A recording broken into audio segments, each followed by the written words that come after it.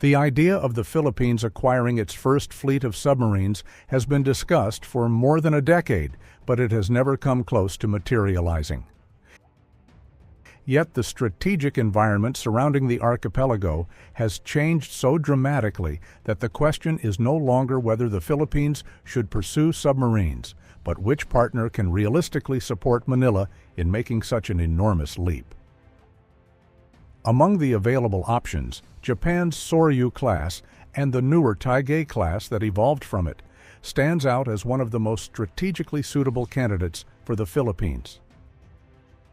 The logic is not only technical, it is geopolitical, operational, and deeply tied to the long-term balance of power in the West Philippine Sea and the Luzon Strait.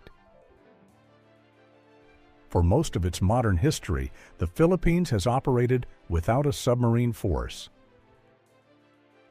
This absence did not pose a serious risk during the 1990s, when regional naval modernization was slow and underwater threats were minimal. However, China's accelerated deployment of nuclear-powered attack submarines and advanced air-independent propulsion platforms in the South China Sea has fundamentally altered the maritime equation. Submarines from Hainan and southern China regularly transit the deep waters west of Luzon, using the Philippine Basin and the Luzon Strait as key routes toward the wider Pacific. Manila has no means to detect or shadow these movements, leaving a strategic blind spot in a region where undersea operations increasingly shape crisis scenarios. Japan understands this problem deeply because its security is also affected by the same submarine routes. Chinese submarines heading east often pass through the Philippine Sea before approaching Japanese waters near Okinawa. The Philippines therefore occupies a geography that is central to Japan's undersea surveillance architecture. Supporting Manila's submarine ambitions is not simply an act of generosity. It is a way for Tokyo to extend its own defensive depth southward while strengthening an emerging network of maritime partners that includes the Philippines, Japan, and the United States. Japan's Soryu-class offers several advantages that align well with Philippine operational needs. The design is considered one of the quietest and most advanced conventional submarines in the world. Its large displacement and hydrodynamic profile allow for extended patrols across wide maritime spaces, an essential requirement for an archipelago with vast exclusive economic zones and deep water access on both its western and eastern fronts. The Soryu-class was originally equipped with air-independent propulsion, which allows long underwater endurance, and the transition to lithium-ion batteries in later variants has dramatically improved silent running and high-speed submerged operations. For the Philippines, which must contend with both shallow coastal areas and deep water basins, this combination of endurance, speed, and silence offers operational flexibility unmatched by smaller designs. A submarine force is not merely a collection of vessels. It is a system that requires doctrine, training, maintenance infrastructure, and a steady flow of technical expertise. Japan is one of the few countries in Asia capable of providing this ecosystem. Its submarine school, operational doctrine, and experience tracking Chinese submarines since the Cold War represent a reservoir of knowledge the Philippines cannot generate internally.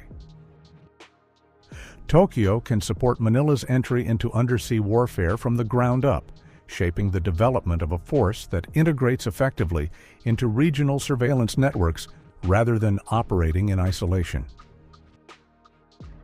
Comparisons with other submarine suppliers further clarify Japan's position. France's Taigei-class has been the most visible competitor, offering a smaller and more affordable platform.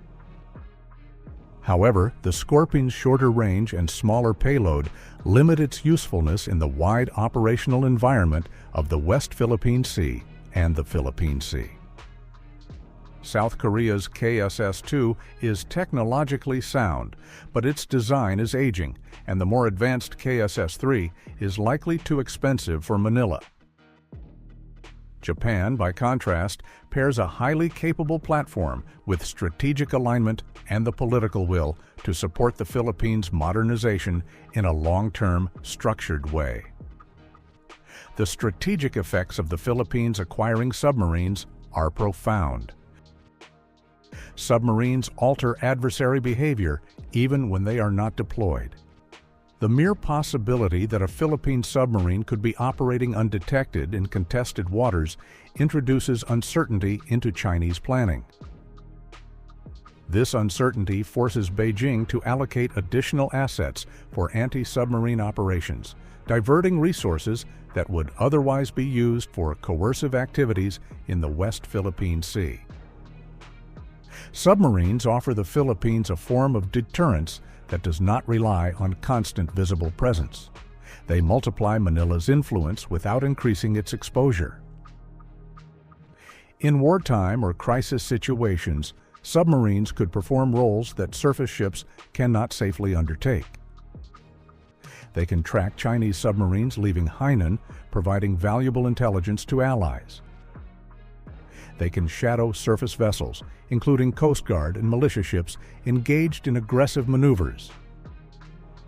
They can position themselves along key maritime choke points such as the Balintang Channel or the Bashi Channel, turning these geographic features into strategic advantages. They can also carry heavyweight torpedoes and anti-ship missiles, creating the ability to disrupt hostile naval task groups. Such capabilities would elevate the Philippines from a reactive coastal defense actor to a contributor to regional deterrence. Financial constraints remain the most significant barrier. Submarines are among the most expensive assets any Navy can acquire, not only in procurement, but also in maintenance, training, and crewing over several decades. This is where Japan's evolving security policy becomes relevant.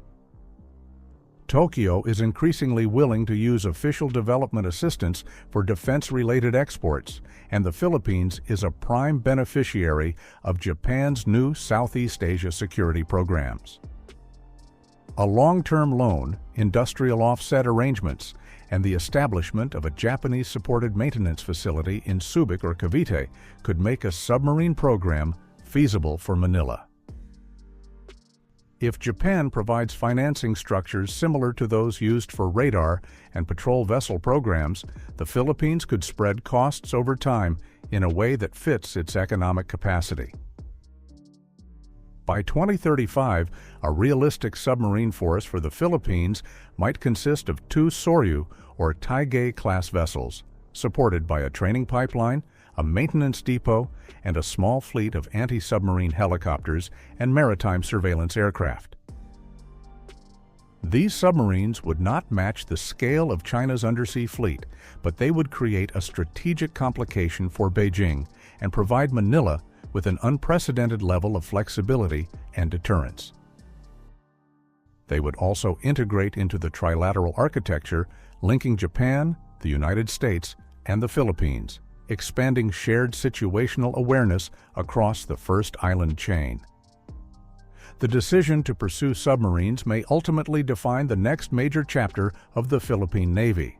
Mogami-class frigates and improved anti-submarine warfare capabilities on the surface are important, but they do not fully close the strategic gap created by China's undersea operations.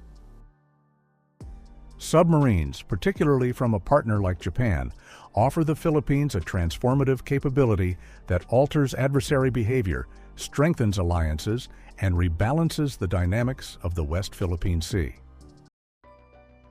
The Soryu-class is not simply another procurement option. It represents a strategic elevation of Manila's role in the Indo-Pacific, signaling a shift from vulnerability toward credible deterrence.